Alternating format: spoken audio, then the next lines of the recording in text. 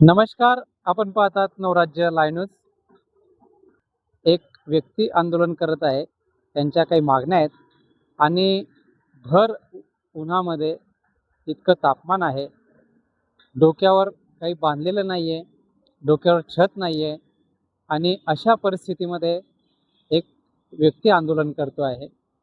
हे आंदोलन जरांगे स्टाईल आंदोलन आहे असं हे दिसतंय, परंतु हे व्यक्ती कालपासून या ठिकाणी बसलेले आहेत आंदोलनाला. आपण बघूयात त्यांच्या काय मागण्या आहेत. आपण पाहू शकता या ठिकाणी.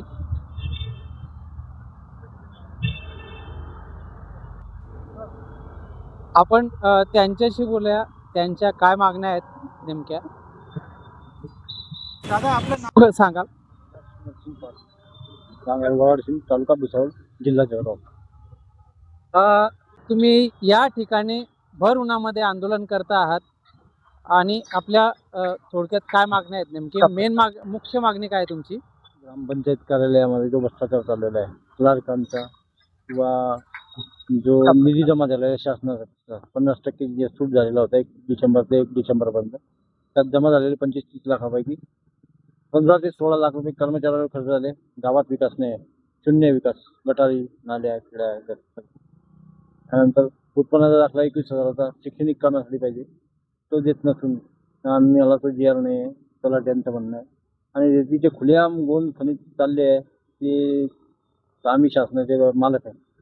तलाठी कविता तायडे आणि श्रावण बाळाचे पगार पडता महिलांचे 65 वर्ष महिलांचे, त्या महिलांसाठी आपण झटण्यासाठी 65 वर्षाची मजुरी करण्याचं सर्टिफिकेट मागत आहे.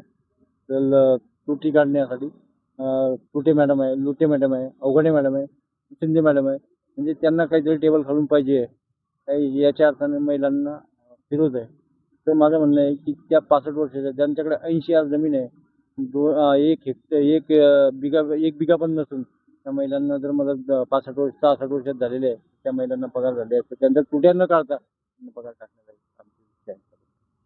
म्हणून मी या ठिकाणी एक बंगाली डॉक्टर आहेत की काही लोकांना, गोरगरीब लोकांना फसवत आहे, महिला त्याच्यात बळी पडत आहे. आणि आरोग्याचे अधिकारी मजापर्यंत त्यांच्या फक्त पोलीस कस्टडी पोलीस घेऊन जातात, तुझ्यावर अमुक अमुक करायचं, अमुक अमुक. ग्रामपंचायतमध्ये भ्रष्टाचार सुरू आहे आणि त्याच्यासाठी भ्रष्टाचाराला आळा घालण्यासाठी त्यांची मागणी आहे. ते आंदोलन करतायत. दादा आपण कधीपासून आंदोलन करताय? 8 तारखेपासून 8/6/2024 पर्यंत. मग आतापर्यंत एकही तुमच्याकडे अधिकारी आला नाही? काही अधिकारी कोणी आला नाही माझ्याकडे, फक्त आपले मीडिया आले, ते आपले मामा आले.